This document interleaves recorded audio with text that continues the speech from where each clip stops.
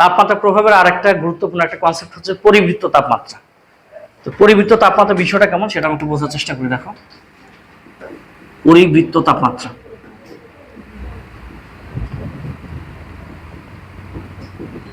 পরিবৃত্ত তাপমাত্রা বিষয়টা এরকম যে এই দিকটাতে আমরা তাপমাত্রা নিচ্ছি, এই দিকটাতে দ্রাব্যতা নিচ্ছি। যদি এমন হয় যে আমরা তাপমাত্রা বাড়াতেই থাকবো, বাট হঠাৎ করে দেখা যাচ্ছে তাপমাত্রা বাড়াচ্ছি, এদিকে দ্রাব্যতা মান কোনো ক্রমে বেড়ে যাচ্ছে, বাড়তে বাড়তে হঠাৎ করে একটা নির্দিষ্ট তাপমাত্রা এসে দ্রাব্যতা সর্বোচ্চ হলো, ঠিক সর্বোচ্চ হওয়ার পর থেকে আবার দ্রাব্যতার মানটা হ্রাস পাওয়া শুরু করবে। বিষয়টা এরকম, যদি এটা গ্রাফিক্যাল প্রেজেন্টেশন দেখা হবে এরকম যে প্রথমে আমরা তাপমাত্রা বাড়াচ্ছি, দ্রাব্যতা মান বেড়ে যাচ্ছে, বাড়তে বাড়তে একটা নির্দিষ্ট তাপমাত্রায় ধরে নিচ্ছি এটা সেই নির্দিষ্ট তাপমাত্রায়, যেটা একটা নির্দিষ্ট তাপমাত্রা দ্রাব্যতা মানটা সর্বোচ্চ হয়ে গেল। এই সর্বোচ্চ মানে পৌঁছার পরে আবার দেখা যাচ্ছে তাপমাত্রা বাড়াচ্ছি, দ্রাব্যতা মান কমতে শুরু করলো। তা যে তাপমাত্রা দ্রাব্যতা সর্বোচ্চ হওয়ার পর আবার পুনরায় কমতে শুরু করে, ওই তাপমাত্রাকে আমরা বলবো হচ্ছে পরিবৃত্ত তাপমাত্রা। তার মানে এখানে কিন্তু দুইটা কেস একসাথে ঘটে। আমরা লাস্ট ক্লাসে বলে আসছিলাম তাপ হারি বিক্রিয়া যেটা, এখানে তাপমাত্রা বৃদ্ধি করার দ্রাব্যতা মান বৃদ্ধি পায়। আর তাপ উৎপাদী বিক্রিয়া যেটা, এই তাপ উৎপাদী বিক্রিয়া তাপমাত্রা বৃদ্ধি করার দ্রাব্যতা মানটা হ্রাস পায়। তো এইখানে মূলত আসলে কিন্তু দুটা কেস একসাথে দেখা যাচ্ছে, যেখানে দ্রাব্যতা মান প্রথমে বাড়ে আবার কি হচ্ছে, কমে যাচ্ছে। তাহলে এখানে মূলত আসলে তাপমাত্রা কিছু এখানে ব্যাপার স্যাপার কিছু এখানে আছে। তো আমরা এখন সেটা নিয়ে আজকে আলোচনা করব। আমাদের টপিকের নাম হচ্ছে পরিবৃত্ত তাপমাত্রা। একটু লিখে নাও, লিখো লিখো যে নির্দিষ্ট তাপমাত্রায় যে নির্দিষ্ট তাপমাত্রায়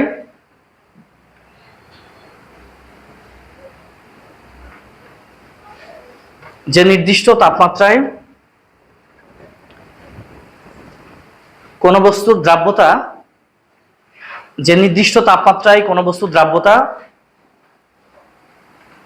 যে নির্দিষ্ট তাপমাত্রায় কোন বস্তুর দ্রাব্যতা সর্বোচ্চ মানে পৌঁছার পর, যে নির্দিষ্ট তাপমাত্রায় কোন বস্তুর দ্রাব্যতা সর্বোচ্চ মানে পৌঁছার পর, দ্রাব্যতা সর্বোচ্চ মানে পৌঁছার পর তাপমাত্রা বৃদ্ধি করলে দ্রাব্যতার মান কমতে শুরু করে। যে নির্দিষ্ট তাপমাত্রায় কোন বস্তুর দ্রাব্যতা সর্বোচ্চ মানে পৌঁছার পর তাপমাত্রা বৃদ্ধি করলে দ্রাব্যতার মান কমতে শুরু করে, সেই তাপমাত্রাকে বলা হয় ওই বস্তুর পরিবৃত্ত তাপমাত্রা। সেই তাপমাত্রাকে বলা হয় ওই বস্তুর পরিবৃত্ত তাপমাত্রা। যে নির্দিষ্ট তাপমাত্রায় কোনো বস্তুর দ্রাব্যতা সর্বোচ্চ মানে পৌঁছার পর তাপমাত্রা বৃদ্ধি করলে দ্রাব্যতার মান হ্রাস পেতে থাকে বা দ্রাব্যতার মান কমতে থাকে, সেই তাপমাত্রাকে বলা হয় পরিবৃত্ত তাপমাত্রা। এটা বোঝা গেল কিনা যে আমরা কিন্তু এখানে পুরো প্রসেসে কিন্তু তাপমাত্রা বাড়াচ্ছি, আমরা পুরো প্রসেসে তাপমাত্রা বাড়াচ্ছি। তো এখানে দেখা যাবে তাপমাত্রা বৃদ্ধির সাথে প্রথমে দ্রাব্যতা বাড়বে, একটা নির্দিষ্ট মানে পৌঁছে যাবে, ওর উপর যাবে না দ্রাব্যতার মান, সর্বোচ্চ মানে পৌঁছার পর হঠাৎ করে আবার তাপমাত্রা বৃদ্ধি ফলে দ্রাব্যতার মানটা কমবে। তো যে তাপমাত্রায় এসে দেখা যাচ্ছে দ্রাব্যতার মান বাড়তে বাড়তে আবার কমতে শুরু করলো, ওই তাপমাত্রা যেটা পাবো আমরা সেই তাপমাত্রাকে বলবো পরিবৃত্ত তাপমাত্রা। এই পরিবৃত্ত তাপমাত্রাগুলো পাওয়া যায় যে সকল অণুতে মূলত কেলাস পানি থাকে, ডট দিয়ে আমরা পানি দিয়ে না, এইগুলো অণুর ক্ষেত্রে মূলত আমরা পরিবৃত্ত তাপমাত্রা পেয়ে থাকি। তো এটা একটু নোট করো, লিখো যে সকল অণুতে কেলাস পানি পাওয়া যায়, যে সকল অণুতে কেলাস পানি পাওয়া যায় তাদের পরিবৃত্ত তাপমাত্রা থাকবে। যে সকল অণুতে কেলাস পানি পাওয়া যায় তাদের পরিবৃত্ত তাপমাত্রা থাকবে। যে সকল অণুতে কেলাস পানি পাওয়া যায় তাদের ক্ষেত্রে পরিবৃত্ত তাপমাত্রা থাকবে। এখানে আমরা যে কনসেপ্টটা পড়লাম, এই কনসেপ্টের উপর বরিশাল বোর্ড একবার একটা সৃজনশীল প্রশ্ন আসছিল। ঠিক আছে, একটা প্রশ্ন আসছে, এখন আমরা সেই কোশ্চেনটা নিয়ে একটু আলোচনা করি, তাহলে বুঝতে পারবো এটা আমরা। এতে দেখা যায় যে গ্লুবাল লবণ বা ইপসম লবণ বা তুতে যেহেতু ডট দিয়ে পানি দেওয়া থাকে, এগুলো যৌগের ক্ষেত্রে মূলত আমরা এই পরিবৃত্ত তাপমাত্রা পাবো। এন্ড পরিবৃত্ত তাপমাত্রার আমরা একটা উদাহরণ দেখবো। সব জায়গায় তুমি জাস্ট করবে কি যৌগটা বাদ দিয়ে একদম ব্যাখ্যা একদম সেম, যৌগটা শুধু চেঞ্জ করে দিবা, আর ব্যাখ্যা একদম সব জায়গায় সেম থাকে। তো একটা কোশ্চেন লিখো গ্লুবার লবণ, এটার সংকেত হচ্ছে যে সোডিয়াম সালফেট, তার সঙ্গে থাকবে 10 অণু পানি। সোডিয়াম সালফেট তার সঙ্গে 10 অণু পানি, এটাকে বলা হচ্ছে গ্লুবার লবণ। তো লিখো গ্লোবাল লবণের তাপমাত্রা গ্লোবাল লবণের তাপমাত্রা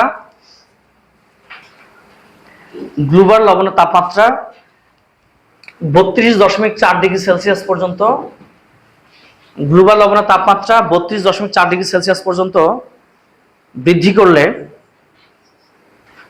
গ্লোবাল লবণের তাপমাত্রা 32.4 ডিগ্রি সেলসিয়াস পর্যন্ত বৃদ্ধি করলে দ্রাব্যতা বৃদ্ধি পায়। গ্লোবাল লবণের তাপমাত্রা 32.4 ডিগ্রি সেলসিয়াস পর্যন্ত বৃদ্ধি করলে দ্রাব্যতা বৃদ্ধি পায়। গ্লোবাল লবণের তাপমাত্রা 32.4 ডিগ্রি সেলসিয়াস পর্যন্ত বৃদ্ধি করলে দ্রাব্যতা বৃদ্ধি পায় এবং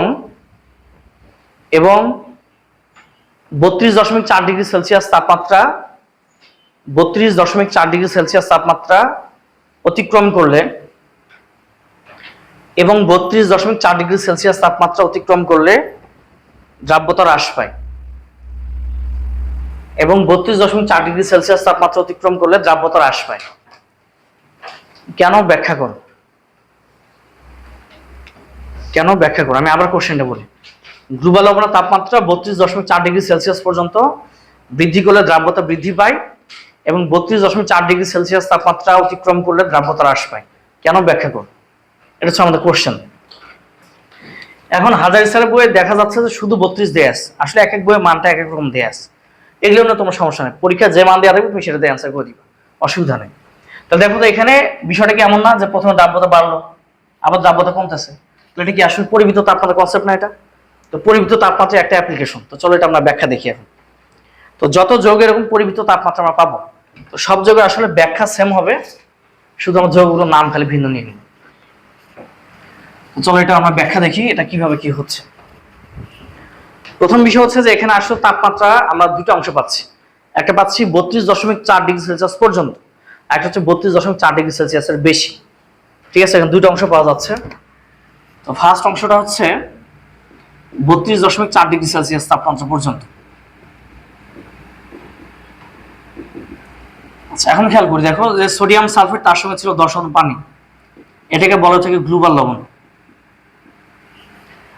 এই যে কেলাস পানি যেগুলো আমরা দেখি ডট দিয়ে যে পানি দিই, আসলে প্রথমে আগে তোমাকে বুঝতে হবে যে এটা আসলে কাজ কি। এটা কাজ হচ্ছে মূলত কিছু কিছু যৌগ আছে যেগুলো তোমার লবণ হলেও এগুলো থাকে হচ্ছে পাউডার ফরম্যাট। তো আমরা ম্যাক্সিমাম ক্ষেত্রে দেখা যায় যে চোখ বন্ধ করলে লবণ মানে কি মনে করি, সাদা কালার চারকোনা কিছু একটা, এটা হচ্ছে লবণ। আসলে খাবার লবণটা আমাদের চোখে ভাসে, কিন্তু আসলে ম্যাক্সিমাম লবণ কিন্তু থাকে পাউডার ফরম্যাটে। কিছু লবণ আছে যেগুলো তোমার কেলাস আকার তৈরি, কেলাসিত অবস্থায় থাকে বা হচ্ছে তোমার স্ফটিক তৈরি করতে পারে, ল্যাটিস তৈরি করতে পারে। কিছু লবণ আছে যেগুলো তোমার কেলাস আকারে থাকে না প্রাথমিক অবস্থায়। তখন করে কি, এরা নিজেরা দানা তৈরি করার জন্য বা স্ফটিক বা কেলাস তৈরি করার জন্য প্রকৃতি থেকে কিছু জলীয় বাষ্প শোষণ করে। প্রকৃতি থেকে যে জলীয় বাষ্পটা শোষণ করে সেটা মূলত হাইড্রোজেন বন্ধনের মাধ্যমে ওই অণুটার সাথে যুক্ত অবস্থায় থাকে। তার মানে এখানে অ্যাকচুয়ালি সোডিয়াম সালফেট যে লবণ যেটা আমরা পাচ্ছি, এই সোডিয়াম সালফেটের সাথে আসলে 10 অণু পানি, যেটা এই 10 অণু পানি হাইড্রোজেন বন্ধনের মাধ্যমে কি আছে, এর সাথে যুক্ত অবস্থায় আছে। তাহলে এখানে এক ধরনের বন্ধন পেলাম, নতুন বন্ধন, নাম কি বললাম, হাইড্রোজেন বন্ধন। এই বন্ধনটা আমরা পরবর্তী চ্যাপ্টারে গিয়ে ডিটেল পড়ব। তো মূলত হাইড্রোজেন বন্ধনটা তখনই থাকে যদি হচ্ছে এমন একটা অণু পাই যেখানে হাইড্রোজেন পরমাণু থাকবে এবং যার পোলারিটি থাকবে, প্লাস মাস প্রান্ত থাকবে। তো আমরা তো জানি যে পানি প্লাস মাস প্রান্ত থাকে। তো এই ধরনের মূলত যেগুলো যৌগ পাওয়া যায়, এই যৌগগুলোর সাথে এর নিজেদের মধ্যে হোক বা অন্য যৌগের সাথে হোক, তো তার পার্থক্যের জন্য দেখা যায় একটা প্লাস মাস একটা আকর্ষণ তৈরি করে। আমি একটু দেখাই বিষয়টা। দেখো, পানি যদি আমরা খেয়াল করি, আমরা কয়েকটা পানি অণু নিচ্ছি এখানে। তো এই পানি অণুগুলোর মধ্যে দেখা যায় যে এটা তো নিজস্ব একটা বন্ধন ছিলই, অক্সিজেন তো দুইটা বন্ধন ছিল এখানে হাইড্রোজেনের সাথে। এখন এগুলো তো ডেল্টা পজিটিভ, এটা ডেল্টা নেগেটিভ হবে। সবগুলো হাইড্রোজেন ডেল্টা পজিটিভ আর অক্সিজেনগুলো এখানে ডেল্টা নেগেটিভ।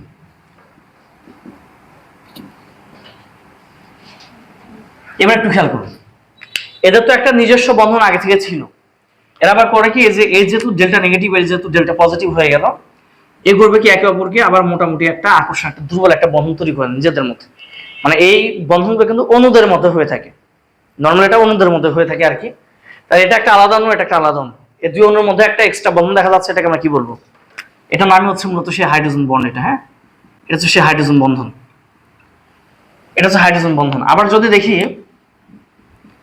এই যে ধরে নাও আমরা পানি অণু নিলাম আর এখানে অ্যালকোহলের অণু নিচ্ছি, এখানে আমরা অ্যালকোহল,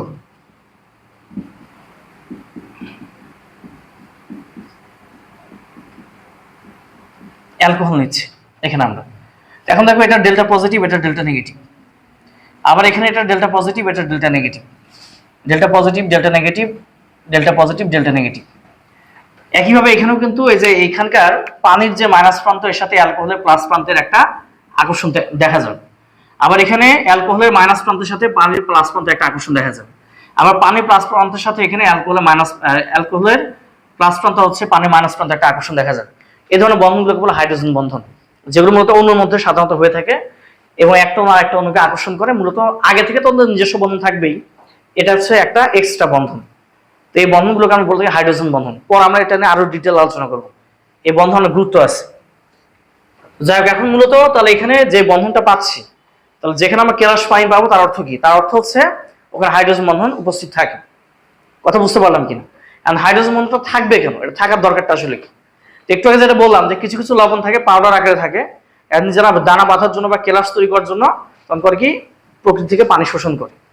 এটা দেখা যায় প্রকৃতি থেকে কি করবে, এটা জলীয় বাষ্পটা শোষণ করে, শোষণ করে ওর সাথে অ্যাটক্স অবস্থায় নিয়ে নেয়, নিয়ে তখন তোমার করে এটা একটা স্ফটিক বা কেলাস তৈরি করতে পারো। তাহলে ছিল সোডিয়াম সালফেট পাউডার, এটা মূলত কেলাস পানিটা নিয়ে কি করছে, এটা দানা বেঁধে গেছে বা এটা হচ্ছে স্ফটিক তৈরি করে।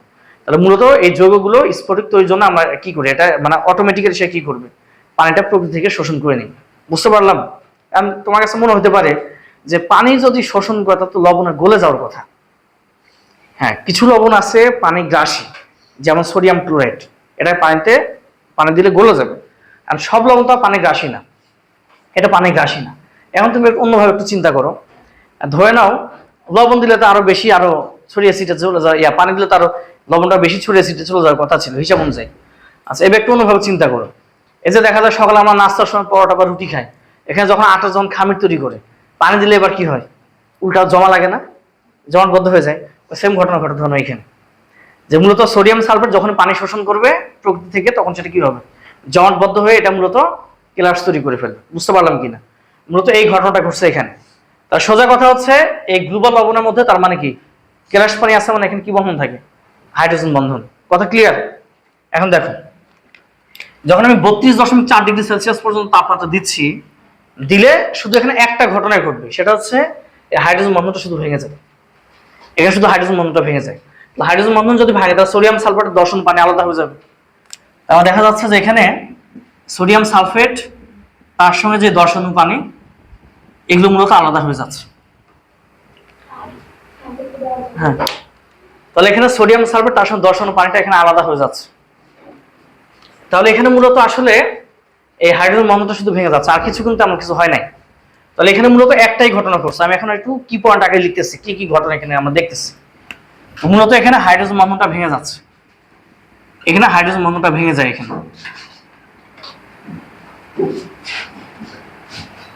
এখানে মূলত হাইড্রোজেন বন্ডটা এখানে ভেঙে যাচ্ছে। বুঝতে পারলাম কিনা? যেখানে গ্লোবাল লবণে যখন আমি তাপমাত্রা 32.4 পর্যন্ত দিলাম, শুধু একটাই ঘটনা ঘটে, সেটা কি হাইড্রোজেন বন্ধনটা এখানে ভেঙে যায়। এখন তুমি চিন্তা করো তো, একটা বন্ধন যদি ভাঙে এখানে কি আমরা শক্তি দিব নাকি উল্টো শক্তি পাবো? শক্তি দিতে হবে। একটা ইট নিয়ে যদি আমি ভাঙার চেষ্টা করি শক্তি দিতে হয় না? একটা কিছু যে কোনো কিছু না ভাঙবা দেবো, শক্তি দিতে হয় কিন্তু। তাহলে মূলত এখানে যেহেতু হাইড্রোজেন বন্ধনটা আমি ভেঙে ফেললাম, তার থেকে একজন শক্তি আমরা দিব এবং সেই শক্তিটা এগুলো বন্ধনগুলো কি করবে, অ্যাবজর্ব করবে। আমরা যে শক্তিটা দিব এই বন্ধনগুলো ভাঙার জন্য হয় কি, এনার্জি অ্যাবজর্ব করে ফেলে এরা। এই বন্ধনটা শক্তি নিয়ে ওটা আগে বন্ধনটা ভেঙে যায়, ভাঙলে সেখান থেকে তোমার হচ্ছে এটা আলাদা করা যাবে আর কি অনুগুলো। তাহলে মূলত এখানে হাইড্রোজেন বন্ধন যে ভাঙতেছে এর অর্থ কি, এর অর্থ হচ্ছে এখানে তাপ শক্তি দিলে শোষণ করে সেটা, তার অর্থ হচ্ছে তাপ শক্তি শোষিত হয় এখানে, তার অর্থ এখানে তাপ শক্তি শোষিত হচ্ছে।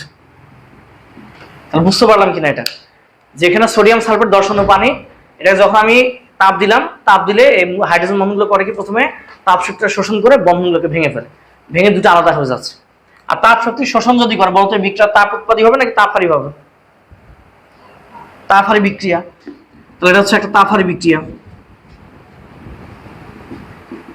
তাহলে মূলত এই 32.4 পর্যন্ত যা কিছু দেখলাম সেই ঘটনাগুলো আমরা ব্যাখ্যা করতেছি, যে তাপমাত্রা দিলে প্রথমে তাপ শক্তিটা শোষণ করে হাইড্রোজেন বন্ধনটা ভেঙে যায়।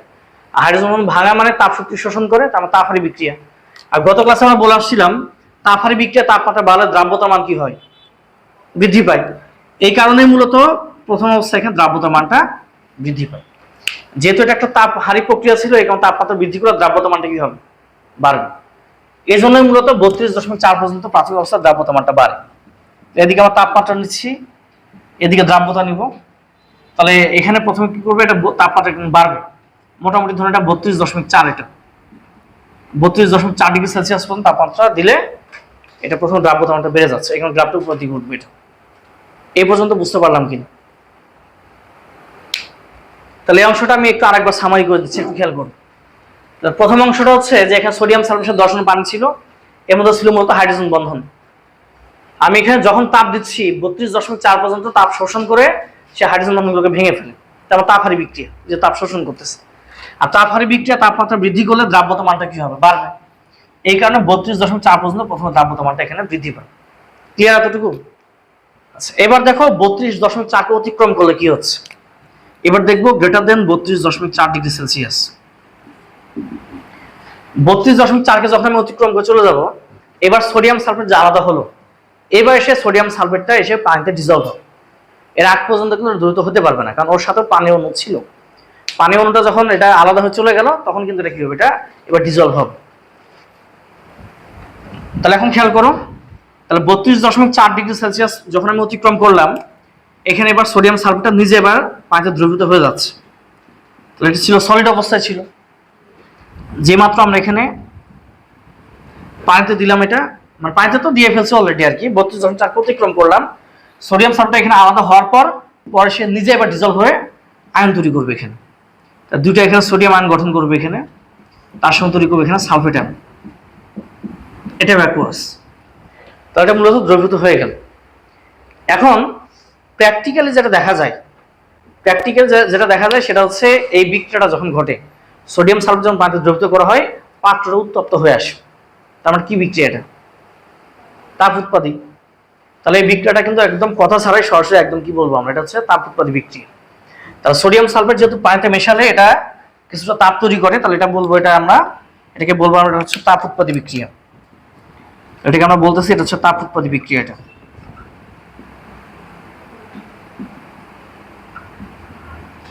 তাহলে বলা যায় এটা হচ্ছে তাপ উৎপাদী বিক্রিয়া। এখন তোমরা বলো দেখি, তাপ উৎপাদী বিক্রিয়া আমরা যদি তাপমাত্রা বাড়াই, তাপমাত্রা বাড়লে দ্রাব্যতার মান কি হবে, কমবে। দ্রাব্যতার মানটা এখানে দেখা যায় হ্রাস পায়। এই কারণে কিন্তু 32.4 অতিক্রম করে দ্রাব্যতার মানটা আবার দেখা যায় আস্তে আস্তে হ্রাস পেতে থাকে। এই ছিল আমাদের ব্যাখ্যা।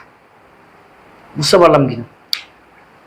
এখানে কিন্তু আমরা অত বেশি কিছু ব্যাখ্যা দিলাম না কেন, এটা কিন্তু একদম সরাসরি একটা প্র্যাকটিক্যাল একটা নলেজ, যে এখানে সোডিয়াম সালফেট যখন আমরা পানিতে দিচ্ছি পাত্র উত্তপ্ত হয়, তার মানে সরাসরি বলা যায় তাপ উৎপাদী বিক্রিয়া। ঠিক আছে, ওখানে বন্ধন ভেঙে টেঙে অনেক কিছু হয়েছে, ওখানে আমরা বলছি, এখানে এত কিছু বলার দরকার নেই। তাহলে এই পর্যন্ত বুঝতে পারলাম কিনা, আরেকবার একটু রিভিউ করতেছি, খেয়াল করুন। তাহলে এখানে মূলত পুরো যে আমাদের যে প্রশ্ন, যেটা এই পুরো প্রশ্নটা পড়ে দেখা যাচ্ছে যে 32.4 পর্যন্ত একটা ঘটনা ঘটবে, আর 32.4 অতিক্রম করলে আরেকটা ঘটনা ঘটে। আমরা দুটো অংশে ভাগ করলাম। তো প্রাথমিক অবস্থায় এর সাথে এটা হাইড্রোজেন বন্ধনের মাধ্যমে যুক্ত ছিল। প্রথম অবস্থায় শুধু হাইড্রোজেন বন্ধনটা ভেঙে যায়, ভেঙে সোডিয়াম সালফেট এবং 10 পানি আলাদা হয়ে যাচ্ছে। তাহলে হাইড্রোজেন বন্ধন ভাঙার তাপ শক্তি দিলে সে শোষণ করবে, আর তাপ শক্তি শোষণ মানে তাপহারী বিক্রিয়া। এখানে তাপমাত্রা বাড়ালে দ্রাব্যতা মান বাড়বে। এই কারণে প্রাথমিক অবস্থায় দ্রাব্যতা মানটা বেড়ে যায়। একটু পর সোডিয়াম সালফেট যখন আলাদা হলো, এবার করবে কি, এবার সে ডিজলভ হবে। প্রথমে সে ডিজলভ হয় না। সোডিয়াম সালফেট যখন ডিজলভ হচ্ছে পানিতে, তখন এটা একটা তাপ উৎপাদী প্রক্রিয়া। তাপ উৎপাদী বিক্রিয়া তাপমাত্রা বাড়লে দ্রাব্যতা মানটা হ্রাস পায়। এই কারণে তখন দেখা যাচ্ছে গ্রাফটা নিচের দিকে নেমে আসতেছে। বুঝতে পারলাম কিনা? ক্লিয়ার? এটা যত ধরনের হচ্ছে আমাদের এরকম যত ধরনের হচ্ছে কেলাসিত যত পানি পাওয়া যায়, মানে কেলাসিত পানি যুক্ত যেগুলো হচ্ছে লবণ পাবো, সবগুলো লবণ হচ্ছে সেম ঘটনা ঘটে। জাস্ট তুমি এখানে সোডিয়াম সালফেট বাদে যে বস্তু দেওয়া থাকবে সেটা তুমি অ্যান্সার করে দিবে, সেম ব্যাখ্যা। কারণ এটা তৈরি হওয়ার প্রক্রিয়াটা যেহেতু সেম, সবাই হচ্ছে পানি শোষণ করে, তারপর হচ্ছে তোমার মানে পানি শোষণ করে তারপর যেহেতু দানা বাঁধতেছে এরা বা কেলাস তৈরি করে, তৈরি হওয়ার যেহেতু প্রক্রিয়াটা সেম, এখন বিক্রিয়া দিবে সেম ধরনের। বুঝতে পারলাম? এখন তাপমাত্রা তোমার জাস্ট হচ্ছে এক এক যৌগের জন্য এক এক রকম তাপমাত্রা প্রশ্ন দেওয়া থাকবে, তুমি ব্যাখ্যা করে দিবে। পারবো না? আশা করি এগুলো ইনশাল্লাহ আমরা এখন পারবো। তাহলে এখানে দেখা যাচ্ছে যে 32.4 পর্যন্ত এই অংশটুকু, যেটা এই পর্যন্ত অংশটুকু কিন্তু আসলে তাপহারী প্রক্রিয়া, আর এই অংশটুকু কি তাপ উৎপত্তি প্রক্রিয়া। তার মানে এখানে একই যৌগে মূলত আসলে দুটা ঘটনা ঘটে, বিধায় দুটা আমরা হচ্ছে ঘটনা একসাথে পাচ্ছি। ক্লিয়ার? এটা ওকে। এখনো যে টপিক নিয়ে আলোচনা করবো সেটা হচ্ছে, এর আগে আমরা বলে আসছিলাম যে আয়নিক যৌগ বা হচ্ছে যেগুলো পোলার দ্রব্য যেগুলো সেগুলো পানিতে দ্রবীভূত হয়ে যায়, আর যেগুলো হচ্ছে সমযোজী বা অপোলার সেগুলো অপোলার দ্রবীভূত হয়, পানিতে দ্রবীভূত হবে না।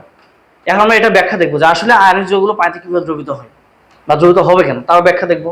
কোনটা বেশি দ্রবীভূত হবে, কোনটা কম দ্রবীভূত হবে, সেটাও আমরা ব্যাখ্যা দেখবো। টপিকের নাম লিখো আয়নিক যৌগের পানিতে দ্রবণীয়তা। টপিকের নাম দাও আয়নিক যৌগের পানিতে দ্রবণীয়তা।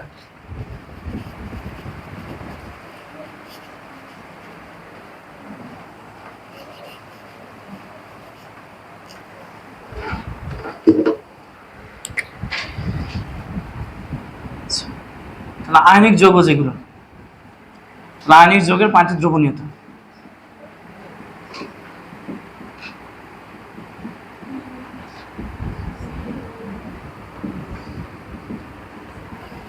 এখন খেয়াল করো, এই যে আয়নিক যৌগ যেটা, একটু দিকে তাকাও, এই আয়নিক যৌগটা কিন্তু ছিল কি, পোলার দ্রব্য ছিল না, এটা ছিল হচ্ছে পোলার দ্রব্য, এটা ছিল পোলার দ্রব্য। আবার পানি যেটা সেটা কি ছিল, এটা ছিল পোলার দ্রাবক, এটা ছিল হচ্ছে পোলার দ্রাবক। আমরা লাস্ট ক্লাসের দিকে একটা টপিক পড়াচ্ছিলাম, লাইক ডিজলভস লাইক, একটা নীতি ছিল যে যেমন সে তেমন সাথে মেশে, অর্থাৎ যে পোলার সে পোলার সাথে মিশবে, যে অপোলার সে অপোলার সাথে মিশবে। বুঝতে পারলাম? তাহলে দেখা যাচ্ছে যেহেতু এরা পোলার, পোলার দ্রব্য পোলার দ্রাবক, এই দুটা কি হবে, দুটা মিক্সড হবে এখানে। আর কিভাবে মিক্সড হয় সেটা নিয়ে একটু আলোচনা করি আমরা। তা আমরা এখানে সোডিয়াম ক্লোরাইড নিচ্ছি। তো সোডিয়াম ক্লোরাইড একটা লবণ, এই লবণটা পানিতে দেওয়া মাত্র দেখা যাবে এটা ডিজলভ হয়ে যাবে। ডিজলভ হয়ে এখানে সোডিয়াম আয়ন আর হচ্ছে তার সাথে ক্লোরাইড আয়ন গঠন করবে। তবে ডিজলভ হওয়ার আগে কিছু বিষয় তোমাকে জানতে হবে। সোডিয়াম ক্লোরাইড যেটা, এটা কিন্তু একটা হচ্ছে তোমার স্ফটিক বা হচ্ছে তোমার ল্যাটিস তৈরি করবে, কেলাস তৈরি করবে। এটা যে কোনো আয়নিক যৌগগুলো সাধারণত করে কি, এটা কেলাস আকারে থাকে, মানে দেখা যায় একটা অণু এককভাবে থাকে না, অনেকগুলো অণু পরপর পরপর যুক্ত হয়ে বিশাল একটা গঠন তৈরি করে। আমি একটা বই পড়ছি, বই একটা কথা লেখা ছিল, আমাদের সময় একটা বই ছিল 9-10-এর, আমাদের সময় কমলাকালা একটা বই ছিল, আলাদা বই, তোমাদের সময় বই চেঞ্জ হয়েছে। ও বই একটা লাইন লেখা ছিল, একটা রর ফোঁটা, যেটা একটা র লিখেছে ফোঁটা দিক, এর নিচে 20 কোটি পরমাণু আছে। একটা ফোঁটা দাও, খাতাটা ফোঁটা দাও, একটা রর যে ফোঁটাটা যে আমরা দিই, রর ফোঁটাতে 20 কোটি পরমাণু থাকে। তুমি এখন চিন্তা করো যে তাহলে একটা সোডিয়াম ক্লোরাইড যে আমরা দানা নেই, এই যে খাবার যে লবণে একটা যে আমরা দেখি, তাহলে এর মধ্যে কিন্তু আসলে মানে কোটি কোটি কোটি কোটি তোমার এখানে কি পরমাণু পাওয়া যাবে। তার মানে আসলে হচ্ছে এখানে সোডিয়াম ক্লোরাইড যে ক্লাসটা আমরা একটা যেটা দেখি, এটাকে যদি এখন বড় আকারে যদি আমি চিন্তা করতে যাই, একটা দানা নিয়ে যদি বড় আকারে চিন্তা করতে যাই, আসলে কিন্তু এটা একটা সোডিয়াম ক্লোরাইড অণুর মধ্যে নাই, অসংখ্য সোডিয়াম ক্লোরাইড অণু এখানে পাওয়া যায়। তো কেলাসটা কিভাবে তৈরি করে সেটা একটু দেখি আগে আমরা। তো এই যে সোডিয়াম, এটা থাকে প্লাস আকারে, ক্লোরাইড থাকে মাইনাস আকারে, আবারও সোডিয়াম প্লাস ক্লোরাইড মাইনাস, আবারও সোডিয়াম প্লাস ক্লোরাইড মাইনাস। আমি এরকম ভাবে দেখাচ্ছি, আবার সোডিয়ামের নিচে থাকবে ক্লোরাইড, ক্লোরাইডের নিচে সোডিয়াম, সোডিয়ামের নিচে আবার ক্লোরাইড, সোডিয়াম, এখানে ক্লোরাইড, এখানে সোডিয়াম, আবার এখানে দেখা যাচ্ছে সোডিয়াম, এখানে ক্লোরাইড, আবার এখানে সোডিয়াম, এখানে ক্লোরাইড, এখানে সোডিয়াম, এখানে ক্লোরাইড।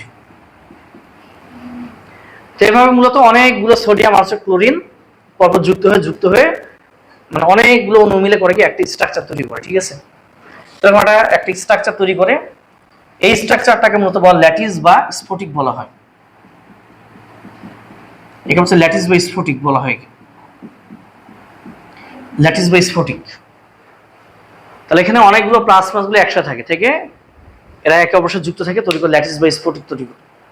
এখন আমি যেমনটা দেখাচ্ছি এটা কিন্তু আসলে এরকম একটা লেয়ার না, জাস্ট এমন যে 3টা লেয়ার দেখাচ্ছি এরকম না, আসলে অনেকগুলো লেয়ার, অনেকগুলো থাকে একসাথে। আবার এরকম জাস্ট একটা শীট না, এরকম কিন্তু অনেকগুলো পেছনও থাকবে, জাস্ট একটা কিউবিক একটা শেপ তৈরি করবে, একটা কিউবিক শেপ তৈরি করবে। ঠিক আছে, যেমনটা দেখা যাচ্ছে যে এটা যদি আমরা খেয়াল করি, এটা দেখো যে এটা, তো এটা এরকম যেমন হচ্ছে অনেকগুলো, এদিকেও কি কিছুটা এদিকে আমি পাচ্ছি না, কিছুটা প্রস্থ পাচ্ছি, ঠিক এরকম এর পেছনে এরকম আরো অনেকগুলো শীট পাওয়া যায়। তার মানে হচ্ছে এটা একটা 3D একটা স্ট্রাকচার, এখানে দেখানো সম্ভব না 3D স্ট্রাকচার। আসলে মানে গলা খারাপ হয়ে গেছে, কথা বলতে খুব অসুবিধা হচ্ছে। তো এটা মূলত 3D স্ট্রাকচার, তো এটা এখানে দেখানো সম্ভব না। যাক, মূল কথা হচ্ছে এটা একটা ল্যাটিস বা স্ফটিক বলা হয়। তাহলে অনেকগুলো সোডিয়াম ক্লোরাইড মিলে একটা ল্যাটিস কাঠামো গঠন করে। যেটা আমরা একটা দানা দেখি হয়তো। তো এই যে ল্যাটিস বা স্ফটিক যেটা, এর মধ্যে কিন্তু অসংখ্য তোমার হচ্ছে প্লাজমাসের মধ্যে একটা আকর্ষণ পাওয়া যায়। কিভাবে একটু খেয়াল করো। এখানে আমি যদি এখন একটা সোডিয়ামকে ইন্ডিকেট করি, তাহলে এখন দেখো এই সোডিয়ামের চারিপাশে কিন্তু 4টা আমরা এখানে ক্লোরাইড আয়ন পাচ্ছি। বিপরীতভাবে আয়ন পাচ্ছি কয়টা? 4টা। অ্যাকচুয়ালি 4টা না, অ্যাকচুয়ালি পাওয়া যায় 6টা পাওয়া যায়। এই সোডিয়ামটা পেছনে একটা পাওয়া যায়, এটা ঠিক সামনে একটা পাওয়া যায়। যেহেতু এটা 2D সারফেস, আমরা ওই ছবিটা দেখাতে পারবো না। তো আমি এই ক্লাস শেষে আমি তোমাদের ভিডিও দেখাই দিই। এখন রেকর্ড করা হচ্ছে, এখন তো মোবাইলে ভিডিওস দেখানো যাচ্ছে না। তাহলে সোডিয়ামের পেছনে একটা ক্লোরাইড পাবো, সামনে একটা ক্লোরাইড পাবো, অ্যাকচুয়ালি 6টা ঘিরে রাখে। একইভাবে এই ক্লোরাইডটাকে যদি আমি একটু ইন্ডিকেট করি, এর দেখো চারপাশে দেখো 4টা সোডিয়াম পাচ্ছি, অ্যাকচুয়ালি 6টা পাওয়া যায়। তাহলে মূলত 6টা করে বিবর্ধন আয়ন একে ঘিরে রাখে। তা আমরা জানি যেখানে প্লাস আর মাইনাস থাকবে ওখানে একটা আকর্ষণ হয়, একটা স্থির বৈদ্যুতিক আকর্ষণ হবে। তার মানে এখানে কিন্তু আসলে একটা প্লাজমাসে আকর্ষণ হচ্ছে না, একই সাথে কিন্তু 6টা হচ্ছে। আর 6টা যদি চিন্তা করি তাহলে এখানে আসলে অসংখ্য আমরা প্লাজমাস পাচ্ছি। তবে এখানে কিন্তু আসলে শক্তির মানটা কিন্তু অনেক বেশি। এই কারণে কিন্তু সোডিয়াম ক্লোরাইড যেটা বা যে কোনো আয়নিক যৌগ, এই কারণে আয়নিক যৌগগুলো কিন্তু অনেক শক্তিশালী হয়ে থাকে, এদের গলমুখী স্ফুটনাঙ্কের মানটা তুলনামূলক বেশি হয়। তাহলে এই যে এখানে অনেকগুলো যে আমরা শক্তি পাচ্ছি, প্লাজমাস যে আকর্ষণ পাচ্ছি, অনেকগুলো প্লাজমাসের মধ্যে আকর্ষণ বা যে শক্তিটা পাচ্ছি, এই সবগুলো শক্তি এক জায়গায় করে যা পাবো তাকে আমরা বলবো ল্যাটিস শক্তি বা ল্যাটিস এনথালপি। ঠিক আছে, তাহলে এর নাম কি দিব আমরা? নাম দেবো ল্যাটিস এনথালপি। এর নাম দেওয়া হবে ল্যাটিস এনথালপি। এর নাম দেওয়া হবে ল্যাটিস এনথালপি। ল্যাটিস এনথালপি কি বুঝতে পারলাম কিনা? যে একটা ল্যাটিস কাঠামোর মধ্যে অনেকগুলো প্লাজমাস আকর্ষণ পাওয়া যায়। এই সবগুলো আকর্ষণের যে সমষ্টি যেটা আর কি, এই সমষ্টিটাকে আমরা বলতে হচ্ছে ল্যাটিস এনথালপি বা ল্যাটিস শক্তি। বুঝতে পারলাম? বুঝো নাই? আচ্ছা দেখো, এই যে সোডিয়াম, এর আশেপাশে 4টা ক্লোরিন ছিল, আসলে থাকে 6টা। এই ক্লোরিনের আশেপাশে ছিল 6টা সোডিয়াম। তো মূলত এখানে প্রত্যেকটা প্লাজমাসে এক অপরের সাথে কিন্তু একটা আকর্ষণের মধ্যে আছে, স্থির বৈদ্যুতিক আকর্ষণ আছে এখানে। এই যে প্লাজমাস একে অপরের সাথে আকর্ষণ, প্লাজমাস আকর্ষণ, প্লাজমাস আকর্ষণ, এদিকে প্লাজমাস আকর্ষণ। তো এরকম প্লাজমাস আকর্ষণ তো আসলে 2-4টা না, তো এখানে অনেক আকর্ষণ আছে। একটা করে ক্লোরিন 6টা করে সোডিয়ামের সাথে আকর্ষণের মাধ্যমে যুক্ত আছে, একটা করে সোডিয়াম 6টা করে ক্লোরিনের সাথে যুক্ত আছে। তাহলে এখানে কিন্তু আসলে একটা প্লাজমাসের মধ্যে কোনো আকর্ষণ নাই, অসংখ্য এখানে এরকম আকর্ষণ পাচ্ছি আমরা। এখন সবগুলো আকর্ষণ মানে এক ধরনের শক্তি বা বল থাকবে, সবগুলো আকর্ষণকে এক জায়গায় করে যে শক্তিটা পাবো, এই শক্তিকে বলে ল্যাটিস এনথালপি। বুঝতে পারলাম? এই ল্যাটিস এনথালপির মান যত বেশি হবে, যৌগটা তত বেশি দৃঢ় হবে, তার শক্তিশালীতা হবে তত বেশি। আর ল্যাটিস এনথালপির মান বেশি হলে শক্তিশালীতা যদি বেশি হয়, তার মানে দ্রবণীয়তা হবে তখন কি বেশি না কম? কম হবে। কারণ পানি গিয়ে কিন্তু এগুলো আস্তে আস্তে খুলে খুলে নিয়ে চলে এসে পানিতে ডিজলভ করে ফেলতেছে। এখন এটা ল্যাটিস এনথালপি যখন বেশি হবে তখন কিন্তু একে সহজে খুলে আনতে পারবে না, এই পরমাণুগুলোকে বা আয়নগুলোকে সহজে কিন্তু পানি কি করবে না, খুলে খুলে দ্রবণীয় আসতে পারবে না, ল্যাটিস এনথালপির পরিমাণ যত বেশি হবে। তার যার ল্যাটিস এনথালপি কম, তার দ্রবণীয়তা কি হবে? বেশি হবে। আর যার ল্যাটিস এনথালপি বেশি, তার দ্রবণীয়তা হবে তুলনামূলক কম। এটা মাথায় রাখবে। তার ল্যাটিস এনথালপি কম, তার মানে কি? ল্যাটিস এনথালপি যদি হচ্ছে কম হয়, ঠিক আছে, ল্যাটিস এনথালপি যদি কম হয় তাহলে তার দ্রবণীয়তা কি হবে? তার দ্রবণীয়তা মূলত বেশি হয়। আর ল্যাটিস এনথালপি যত বাড়বে তার দ্রবণীয়তা তত কম হবে, তার দ্রবীভূত হতে চাওয়ার যে ক্ষমতা তত কম হবে। এই কথাটা বুঝতে পারলাম কিনা? বুঝতে পারছি এতটুকু? এখন আসি, এই যে সোডিয়াম ক্লোরাইড যে আমরা পানিতে দিলাম, তাহলে এখন করবে কি, পানিতে অসংখ্য অণু পাওয়া যাবে। এই পানির অণুগুলো করবে কি, এই ল্যাটিস কাঠামোটাকে ভেঙে এই আয়নগুলোকে খুলে খুলে নিয়ে দ্রবণ চলে আসবে। তো আসার পরে কিন্তু এটা মূলত ভাগ হয়ে যাচ্ছে। এরপরে কিন্তু মূলত এটা এই যে অ্যাকুয়াস অবস্থায় চলে আসতেছে, জলীয় অবস্থায় যেটা আমরা দেখি, এই অবস্থায় এখন চলে আসতেছে। বুঝতে পারলাম কি? তাহলে সোডিয়াম ক্লোরাইড কিন্তু প্রথমে ছিল এই অবস্থাতে, ভালো করে খেয়াল করো। সোডিয়াম ক্লোরাইড কিন্তু পানিতে যখন দিচ্ছি, প্রাথমিক অবস্থায় দেখতে ছিল এরকম। যখন আমি পানিতে দিয়ে দিলাম, একটু পরে কিছু ঘটনা আছে, এখানে আবার ক্যালকুলেটিং বিষয় আছে, আর সব সময় যে একদম খুলে খুলে নিয়ে চলে আসবে বিষয়টা এমন না। একটা শর্ত পরে দেখতেছি, আমরা ধরে নিচ্ছি যে শর্তটা ফিল আপ করে ফেলছি। কি শর্ত সেটা পরে দেখবি। তো মূলত পানিগুলো করবে কি, ল্যাটিস এনথালপিটা অতিক্রম করার পর, এখানে হাইড্রেশন এনথালপি বলে একটা কথা আছে, সেটা পরের বিষয়। মূলত এই ল্যাটিস কাঠামোটাকে ভেঙে ফেলবে, ভেঙে এই আয়নগুলোকে খুলে খুলে নিয়ে দ্রবণে চলে আসবে, আসলে তারপর সে দ্রবীভূত হচ্ছে। আর দ্রবীভূত যখন হয় তখন পানির মধ্যে এটা অবস্থান করে কিভাবে সেটা এখন দেখি।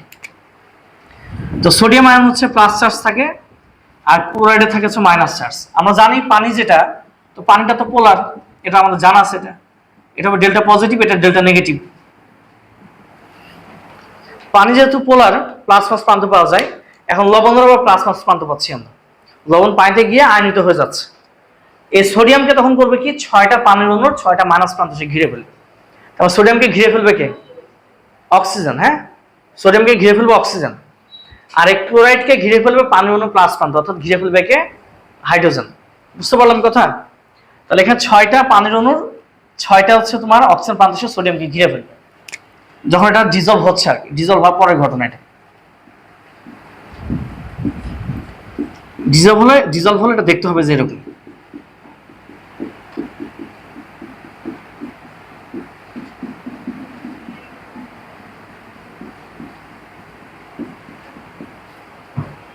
আচ্ছা দেখো, এখন 6টা পানির অণু 6টা মাইনাস প্রান্ত এসে এই সোডিয়াম প্লাসটাকে ঘিরে ফেলছে কি।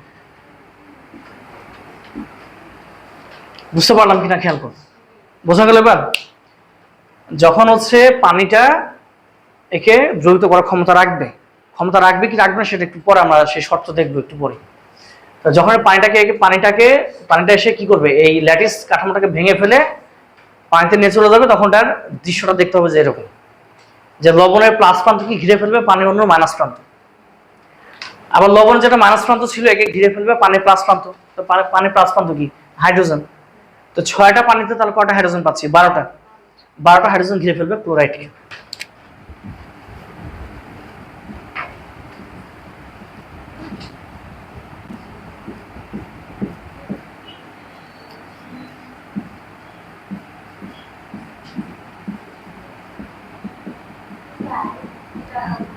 হ্যাঁ হ্যাঁ অবশ্যই, বলো।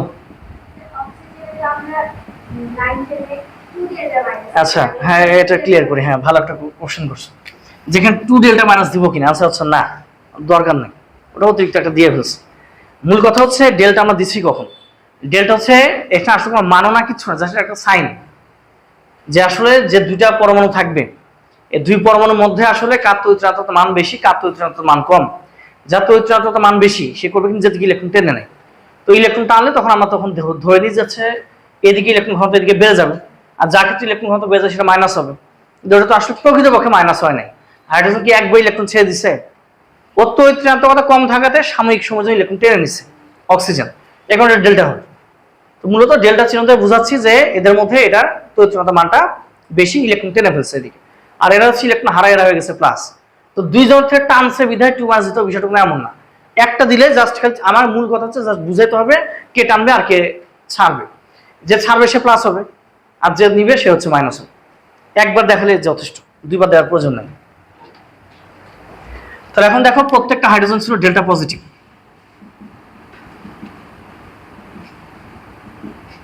প্রত্যেকটা হাইড্রোজেন ডেল্টা পজিটিভ।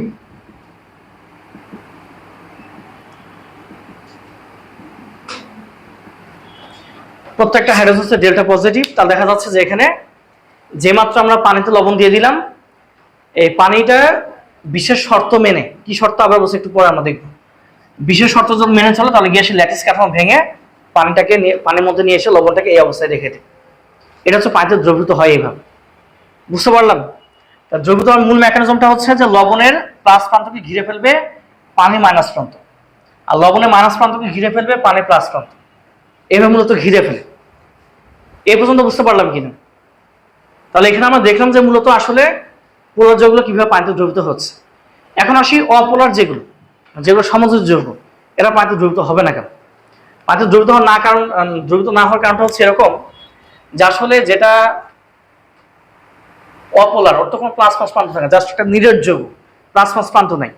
তো প্লাস মাস প্রান্ত যদি না থাকে, এবার যদি আমি পানিতে দিই তাহলে পানির অণু মাইনাস প্রান্ত থাকবে, প্লাস প্রান্ত থাকবে, তাহলে ওকে তো ধরার মতো কোনো অ্যাক্টিভ সাইট পাচ্ছে না, প্লাস মাস তো কোনো প্রান্ত পাচ্ছে না। এখানে প্লাস প্রান্তকে ধরতেছে পানি মাইনাস প্রান্ত, এখানে লবণের মাইনাস প্রান্তকে ধরতেছে পানি প্লাস প্রান্ত। এখন দেখা যাচ্ছে যে এখানে যে আমি যদি হচ্ছে একটা অপোলার দ্রবণ নিই, ওইটাকে প্লাস বা মাইনাসে ধরার মতো তো কোনো অ্যাক্টিভ সাইট পাচ্ছি না। যেহেতু অ্যাক্টিভ সাইট নাই, এখানে ওটা পানিতে দ্রবীভূত হবে না। বুঝতে পারলাম? আর এদের অ্যাক্টিভ সাইট থাকে, প্লাস মাস প্রান্ত থাকাতে এটা পানিতে দ্রবীভূত হচ্ছে। এখন বলতে পারো তাহলে অপোলার দ্রবীভূত হয় কেন, সেটা একটু আলোচনা করি। এখন আমি যদি কিছু অপোলার দ্রাবক নিচ্ছি, এই যে ছোটগুলো দেখাচ্ছি দ্রাবক, অপোলার যদি আমি দ্রাবক নিই, এগুলো দ্রবীভূত হবে মূলত হচ্ছে ভ্যান ডার ওয়ালস আকর্ষণ শক্তি কেমন। এখানে যদিও এদের মধ্যে প্লাস মাস প্রান্ত নাই, কিন্তু এখানে একটা ভ্যান ডার ওয়ালস আকর্ষণ শক্তি কাজ করে। তাহলে অপোলার আর হচ্ছে অপোলার দ্রবীভূত হওয়ার মূল কারণটা কি? ভ্যান ডার ওয়ালস আকর্ষণ শক্তি। এটা একটু নোট করে নাও, লিখো অপোলার দ্রব, লিখো অপোলার দ্রব এবং অপোলার দ্রব এবং অপোলার দ্রাবক, অপোলার দ্রব এবং অপোলার দ্রাবক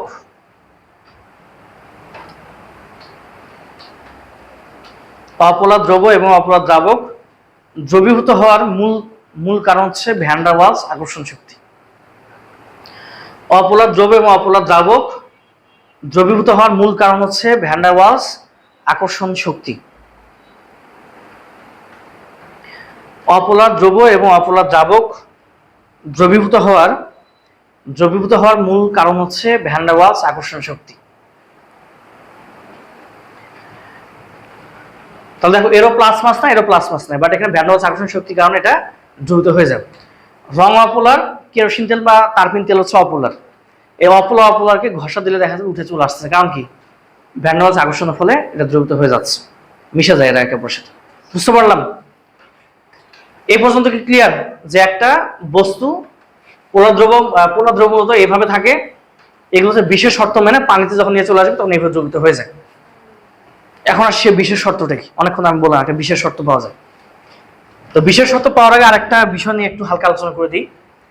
এই যেখানে সোডিয়াম প্লাস এর সাথে অক্সিজেন মাইনাস প্রান্তে একটা আকর্ষণ পাওয়া যাচ্ছে, আবার এখানে ক্লোরাইড মাইনাস এর সাথে হাইড্রোজেন প্লাস একটা আকর্ষণ পাওয়া যাচ্ছে।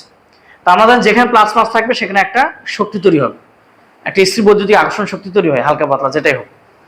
তো এখানে মূলত পানির অণুর প্লাস মাসের সাথে লবণের প্লাস মাসের আকর্ষণ, এর মাধ্যমে যে শক্তিটা পাওয়া যায় তাকে বলা হাইড্রেশন এনথালপি বা হাইড্রেশন শক্তি। হাইড্রেশন শব্দ অর্থ হচ্ছে পানি, মানে পানি যোজন শক্তি বলা হচ্ছে একে। তাহলে একে বলা হচ্ছে যে দেখো ল্যাটিস কাঠামোর মধ্যে থাকার সময় যে শক্তি ওখানে পাইছিলাম আমরা, তাকে কি বলা হয়? Lattice enthalpy.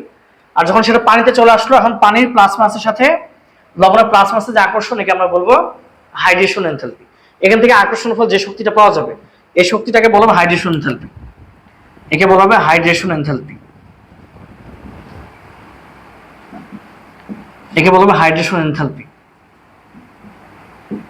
হাইড্রেশন এনথালপিকে আমি আরেকবার একটু বলি। একটা বস্তু ল্যাটিস কাঠামোতে থাকলে ওর মধ্যে যে শক্তিটা কাজ করে তাকে বলছে ল্যাটিস শক্তি। আর বস্তুটা যখন হচ্ছে তখন পানিতে দ্রবীভূত হয়ে যাচ্ছে, পানিতে দ্রবীভূত হলে এই যে এখানে প্লাস মাসে একটা আকর্ষণ হয়েছে, এখানে প্লাস মাসে আকর্ষণ। তো প্লাস মাস আকর্ষণ মানে কিন্তু আমরা কিছু শক্তি পাবো। এই পানির মধ্যে প্লাস মাসে যে আকর্ষণ তাকে বলা হাইড্রেশন এনথালপি বা হাইড্রেশন শক্তি। বুঝতে পারলাম কিনা? এখন এই দুইটা শক্তিকে কম্পেয়ার করলে আমরা বুঝতে পারবো শর্তটা আসলে কি, যে কোন বস্তু দ্রবীভূত হবে কোনটা দ্রবীভূত হবে না। সেটা হচ্ছে যদি ল্যাটিস এনথালপির পরিমাণটা বেশি হয়ে যায়, যদি দেখা যায় ল্যাটিস এনথালপি হাইড্রেশন এনথালপির মধ্যে ল্যাটিস এনথালপির পরিমাণটা বেশি, তার মানে ল্যাটিস এনথালপি যদি বেশি হয় তার মানে কিন্তু পানি গিয়ে কিন্তু ওখান থেকে খুলে নিয়ে আসতে পারবে না। এই ধরনের বস্তুগুলো মূলত দ্রবীভূত হয় না। তাহলে হাইড্রেশন চাইতে ল্যাটিস এনথালপি যখন বেশি হয়ে যায় তখন সেটা কি হবে? এটা দ্রবীভূত হবে না, এটা দ্রবীভূত হবে না।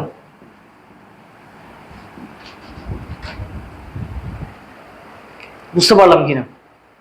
বুঝতে পারলাম এটা, যে দেখা যাচ্ছে যখন ল্যাটিস এনথালপি বেশি হাইড্রেশন এনথালপি কম, এই ধরনের বস্তুগুলো মূলত দ্রবীভূত হয় না। তার মানে তার কিন্তু স্ট্রাকচারের শক্তিটাই বেশি, তো সে কিন্তু সহজে চাইবে না স্ট্রাকচারটা ভেঙে ফেলে। স্ট্রাকচার ভাঙবেও না, এটা পানিতেও আসবে না। এই কারণ হচ্ছে ল্যাটিস এনথালপি যদি বেশি হয়ে যায় সে দ্রবীভূত হয় না। আর যদি এমন হয় যে ল্যাটিস এনথালপি কম কিন্তু পানিতে আসলেও শক্তিটা বেড়ে যাওয়ার কথা, তো যদি পানিতে আসলে শক্তি যদি বেড়ে যায় তো চাইবে পানিতে চলে আসবো, তখন সে দ্রবীভূত হবে। তো ল্যাটিস এনথালপি চাইতে যদি হাইড্রেশন এনথালপির পরিমাণটা বেশি হয়ে যায়, এটা কিন্তু দ্রবীভূত হবে, এটা দ্রবীভূত হবে। দেখো বুঝতে পারলাম কিনা? এই শর্তটা বোঝা গেল? একটু আগে এটা বলতেছিলাম যে একটা নির্দিষ্ট শর্ত মেনে পানিতে দ্রবীভূত করে। তার নির্দিষ্ট শর্তটা কি? নির্দিষ্ট শর্ত হচ্ছে হাইড্রেশন এনথালপির মানটা ওই ল্যাটিস এনথালপির তুলনায় কি হবে? সেটা বেশি হবে। বুঝতে পারলাম? তাহলে একমাত্র এই শর্তে পানিতে দ্রবীভূত হচ্ছে। তাহলে ওইখানে কাঠামোর মধ্যে থাকলে যে শক্তি পাওয়া যায় ওই শক্তি চাইতে যখন এই পানিতে আসলে যে শক্তি পাচ্ছি সেই শক্তি মান যখন বেড়ে যায়, এটা তো আগে থেকে আসলে নির্ধারিত হয়ে থাকে যে ওর ল্যাটিস শক্তি বেশি হবে হাইড্রেশন শক্তি বেশি হবে, আগে থেকে মোটামুটি নির্ধারিত হয়ে থাকে। যদি এরকম হয় যে ক্যালকুলেট করে মোটামুটি পাওয়া যাচ্ছে যে হাইড্রেশন এনথালপি বেশি নিজেদের মধ্যে সবকিছু ঠিকঠাক করে নিয়ে পানিতে দ্রবীভূত হয়। আর যাদের হচ্ছে তোমার হাইড্রেশন থেরাপি মানটা যাদের কম তার পানিতে দ্রবীভূত হচ্ছে না। যেমন দেখো ক্যালসিয়াম কার্বনেট, এই যৌগটার মধ্যে 3 ধরনের বন্ধন পাওয়া যাচ্ছে। আয়নিক বন্ধন পাওয়া যায়, সমযোজী বন্ধন পাওয়া যায়, সন্নিবেশ বন্ধন পাওয়া যায়। যখন একাধিক বন্ধন পাওয়া যায় তখন আয়নিক বৈশিষ্ট্য প্রায়োরিটি পায়। তারপর ক্যালসিয়াম কার্বনেট কিন্তু আয়নিক বৈশিষ্ট্য পাওয়া যায়। এই ক্যালসিয়াম কার্বনেট চুনা পাথর, এটা কি কোন পানিতে দ্রবীভূত হয়? তার মানে কি বোঝা গেল, এক্ষেত্রে কি হবে, ল্যাটিস এনথালপির মানটা হবে বেশি। আবার লবণ পানিতে দ্রবীভূত হচ্ছে, তার মানে এক্ষেত্রে কি হবে, হাইড্রেশন এনথালপির মানটা বেশি। বুঝতে পারলাম? তাহলে এই পর্যন্ত আমরা দুইটা জিনিস আলোচনা করে আসলাম, একটা হচ্ছে পানিতে দ্রবীভূত হয় কিভাবে, আর দ্বিতীয় বিষয় হচ্ছে দ্রবীভূত হবে কি হবে না তার শর্তটা কি। ক্লিয়ার একটু? আচ্ছা, এখন সবার দ্রবণতা কি সেম পরিমাণ হবে? সবার দ্রবণতা কিন্তু সেম হবে না। সবার দ্রবণতা যেহেতু সেম হয় না, এই জিনিসটা ডিপেন্ড করছে ল্যাটিস এনথালপির মান কেমন তার উপর। তো ল্যাটিস এনথালপির মান কেমন হবে সেটার জন্য একটা সূত্র আমি দেখাচ্ছি, এই সূত্র দেখলে হবে।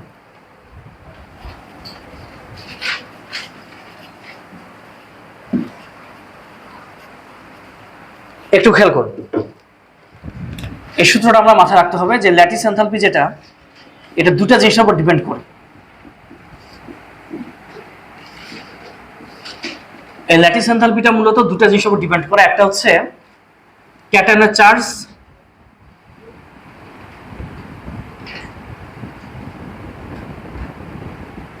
আর একটা হচ্ছে অ্যানায়নের আকার।